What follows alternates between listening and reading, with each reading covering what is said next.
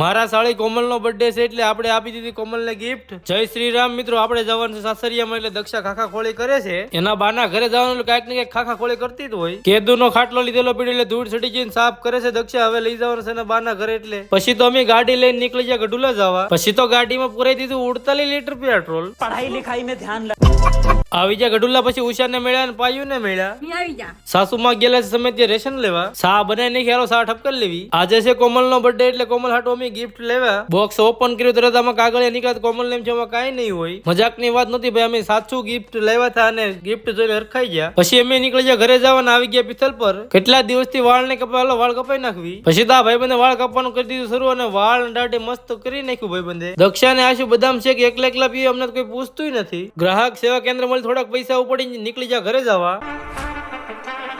આવી ગયા ઘરે ને અમે બધા વાળો કરી લીધા ને દક્ષા એક વાળો કરે છે. હાલો તો બાય બાય. બીજા વ્લોગ જો મને સબસ્ક્રાઇબ ને ફોલો કરી લેજો.